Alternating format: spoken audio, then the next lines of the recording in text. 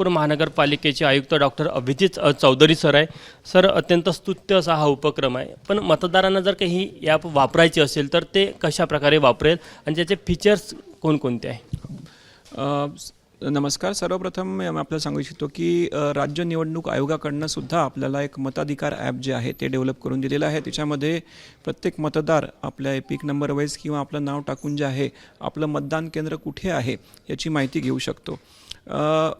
तर याच्यावरच अधिक पुढची सुविधा आपल्याला देण्यासाठी म्हणून लोकांना आपल्या मतदान केंद्राचं एक्झॅक्ट लोकेशन कुठे आहे ते दाखवता यावं आपल्या सिस्टीमवरती, आणि त्याच्यामुळे मतदारांना अधिक सोयीचं होईल आपल्या मतदान केंद्रात जाणं आणि मतदानाचा टक्का वाढेल. याच्यासाठी आपण ही अतिरिक्त सुविधा जी आहे ती नागपूर महानगरपालिकेमार्फत उपलब्ध करून दिलेली आहे.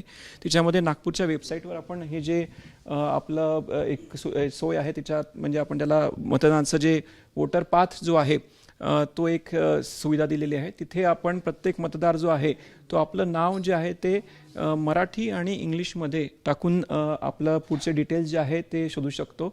त्याला जर आपला प्रभाग नंबर माहिती असेल तर ते प्रभाग नंबरही टाकू शकतात. ही सर्चची सुविधा आहे जी ती आपण एपिक नंबर टाकून सुद्धा घेऊ शकतो.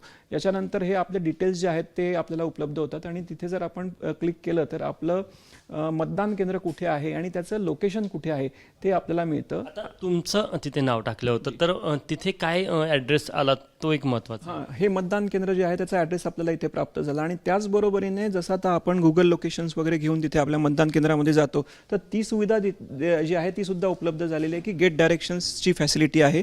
तर ते आपण जर क्लिक केलं तर आपल्या लोकेशनपासून आपल्याला ज्या आपले मतदान केंद्र आहे त्याचा पाथ जो आहे तो आपण हे करू शकतो. आणि जसं आपण कुठे आपण लोकेशन शेअर करून त्या या ॲपच्या म्हणजे याच्याने जातो नॅव्हिगेशनच्या माध्यमातून, तसं मतदारसुद्धा आपल्या मतदान केंद्रामध्ये जाऊ शकतो. याच्यात अधिकची एक सुविधा जी आपण केलेली आहे की आपलं हे लोकेशन जे आहे ते आपल्याला व्हॉट्सॲपवर शेअरही करता येतं. म्हणजे फॅमिलीमध्ये कोणाला एखाद्याला जर त्यांनी माहिती घेतली इतरांची सुद्धा आणि त्यांना ती व्हॉट्सॲपवर शेअर करायची असेल तर ती सुविधा देखील आपण इथे उपलब्ध करून दिलेली आहे. बरं, मतदारांना जर का या ॲपच्या माध्यमातून आपला मतदान केंद्राचा ॲड्रेस शोधायचा असेल तर वेबसाईटवरच त्यांचा एक पर्याय आहे की या व्यतिरिक्त इतर काही प्लॅटफॉर्म आहे? हो, आपल्याकडे नागपूरची जी वेबसाईट आहे तिथे सुद्धा ते जाऊ शकतात. त्या ठिकाणी आपल्याला एक वेगळं आपण तिथे टॅबच प्रोव्हाइड केलेलं आहे.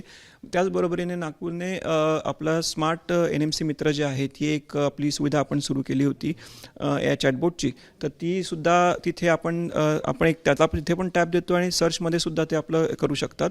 त्याचबरोबर आमचं ॲप्लिकेशन आहे नागपूर महानगरपालिकेचं, त्या ॲप्लिकेशनच्या माय नागपूर ॲप जे आहे तर तिथे सुद्धा ते ही सुविधा जी आहे त्याचा ते लाभ घेऊ शकतात. मताचा टक्का वाढावा यासाठी काही तुम्ही व्हेकलची व्यवस्था केलेली आहे? किती व्हेकल आहे आणि कशा प्रकारे ते ऑपरेट केलं जाणार आहे?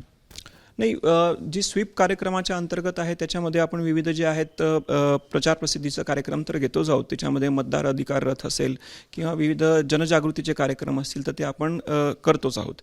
तर ती गेल्या जशा आपले इलेक्शन्स डिक्लेअर झाले त्या 15-20 दिवसापासून आपली जी मोहीम आहे त्या संदर्भामध्ये सुरू आहे. ABP माझा, उघडा डोळे बघा नीट.